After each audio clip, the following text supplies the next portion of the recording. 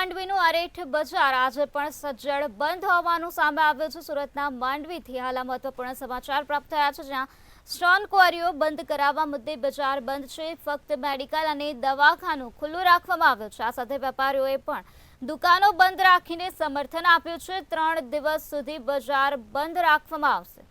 તો સુરતના માંડવીનું અરેઠ બજાર આજે પણ સજ્જડ બંધ હોવાનું સામે આવ્યું છે, જેમાં વેપારીઓએ પણ દુકાનો બંધ રાખીને સમર્થન આપ્યું છે। ફક્ત મેડિકલ અને દવાખાનું જ આ બજારમાં ખુલ્લું રાખવામાં આવ્યું છે। તો 3 દિવસ સુધી માંડવીનું અરેઠ બજાર બંધ રાખવામાં આવશે તેવી વિગતો સામે આવે છે। સ્ટોન ક્વોરીઓ બંધ કરાવવા મુદ્દે અરેઠ બજાર બંધ કરવામાં આવ્યો છે।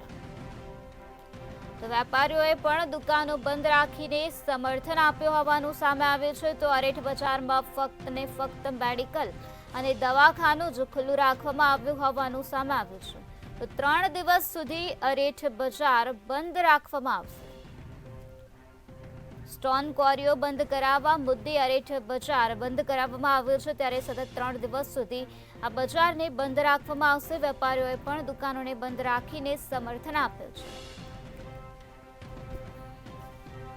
તો અરેઠ બજારમાં ફક્ત મેડિકલ અને દવાખાનું જ ખુલ્લું રાખવામાં આવ્યું હોવાની વિગતો સામે આવી છે।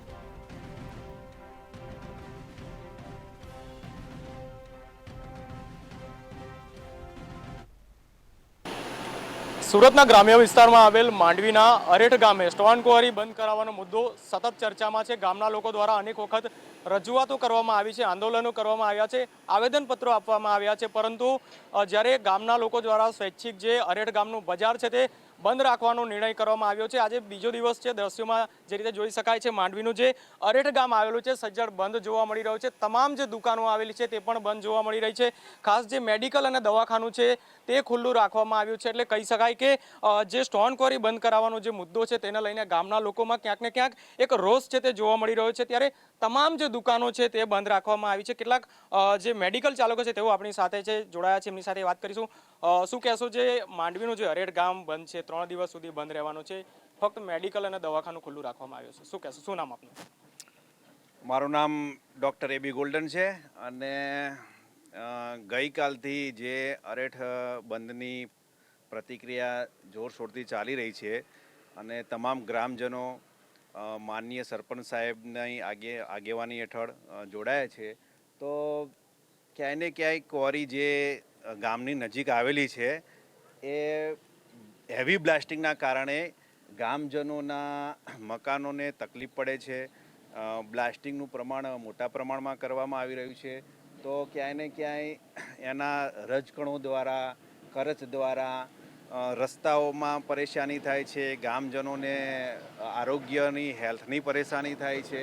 આ બધી પરેશાનીઓ સતત થતી હોવાના કારણે ગ્રામજનોએ જે એક સમૂહ ભેગા થઈ અને બંધનું ગામને મતલબ બજાર બંધ રાખવાનું જે આયોજન કરેલું હતું એ અત્યારે ગઈકાલે પણ બંધ હતું, આજે પણ બંધ છે અને લગભગ 3 દિવસ બંધ છે એવું અમારા સાંભળવામાં આવેલું છે। જો કે હેલ્થ અંગે હોસ્પિટલો, મેડિકલ એ બધું ચાલુ રાખેલું છે અને યોગ્ય અધિકારીઓ જે કંઈ આ સાથે સંકળાયેલા અધિકારીઓ હોય એ લોકોએ પણ ગ્રામજનોની સાથે યોગ્ય બેઠક કરીને વહેલામાં વહેલી તકે આનું નિરાકરણ લાવવું જરૂરી છે। કારણ કે જો અધિકારીઓ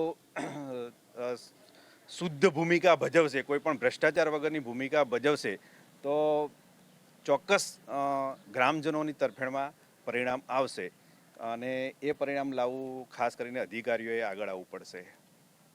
બિલકુલથી જે પ્રકારે જે અરેઠનું જે મુખ્ય બજાર છે જે પ્રકારે બંધ જોવા મળી રહ્યું છે, લોકોને જ્યારે બજાર બંધ હોય ત્યારે આરોગ્યને લગતી જે સેવાઓ છે, સુવિધાઓ છે તેનાથી વંચિત ન રહી જાય તે માટે ફક્ત મેડિકલ અને દવાખાનો છે તે ખુલ્લું રાખવામાં આવ્યું છે। પરંતુ એક વાત ચોક્કસ છે કે જે પ્રકારે જે સ્ટોન ક્વોરી બંધ કરાવવાના મુદ્દાને લઈને ગ્રામજનો એક આક્રમક અને લડી લેવાના મૂડમાં જોવા મળી રહ્યા છે। નલિન ચૌધરી, મંતવ્ય ન્યૂઝ,